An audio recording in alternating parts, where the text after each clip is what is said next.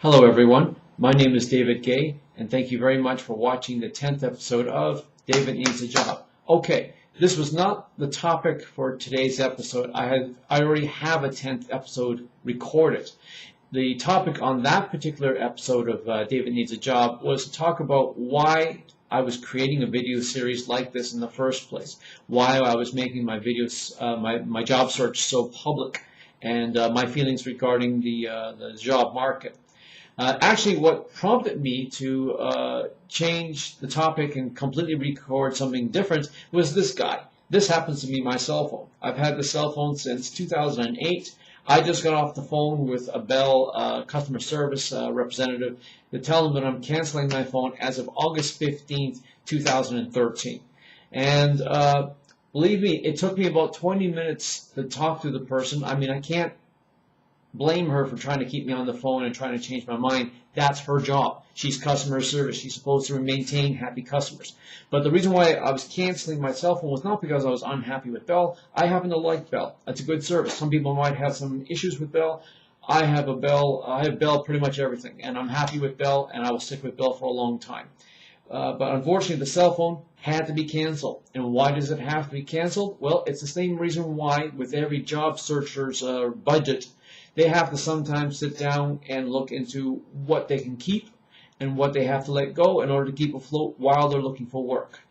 Some of the things that I had to let go were pretty much no-brainers. Like, for example, I used to be an EVE Online player. If you don't know what EVE Online is, it's an online MMO, kind of like a space shoot-'em-up thing.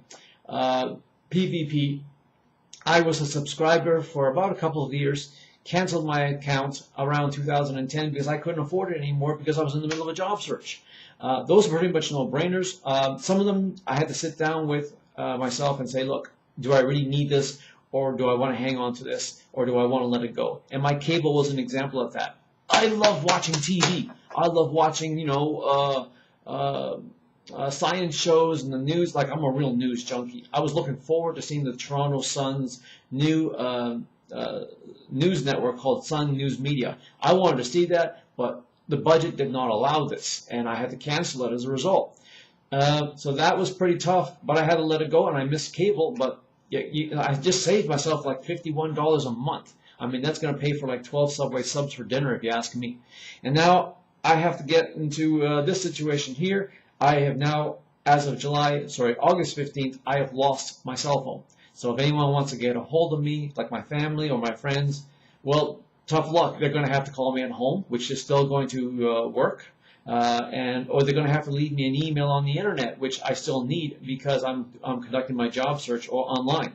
But you want to know something? The reason why I'm even talking about this and bringing up my cell phone is I want to bring to your attention that everyone thinks that unemployed folk, we're just lazy and we're lying around and we're not doing anything, and we're kind of like sponging off the government and sponging off our friends and sponging off our parents.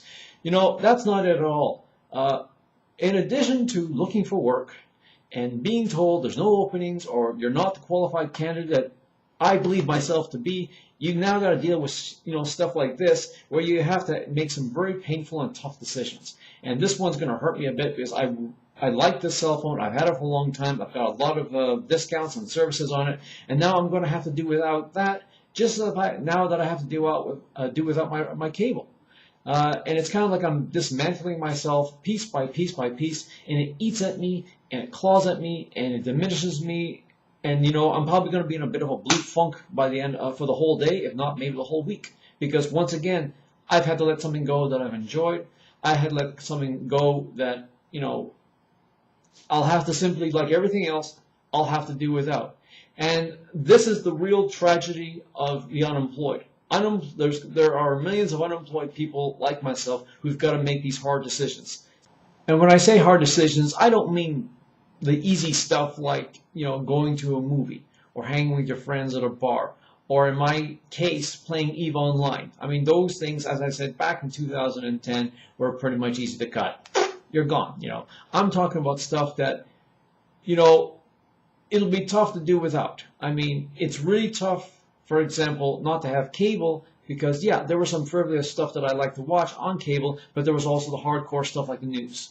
I like watching news. I like being informed, and now my news sources have to come from the radio, internet, or the newspapers. And sometimes you miss something. You can't talk to people, for example, about what's going on TV because you don't watch TV. I've not watched TV in such a long time now because I dropped it as part of my job search money savings agenda.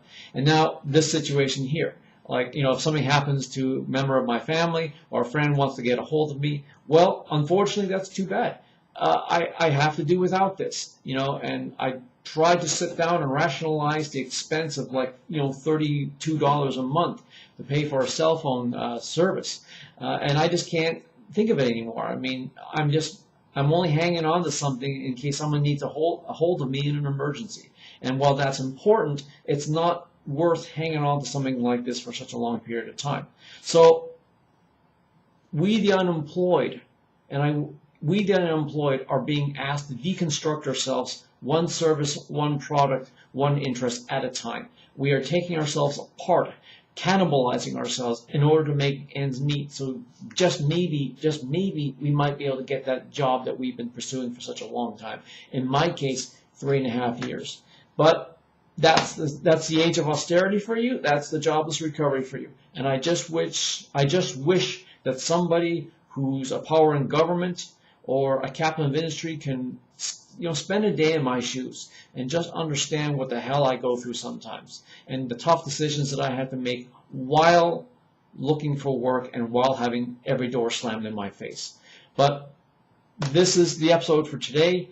I apologize for its rather impromptu presentation, but I just needed to get this off my chest.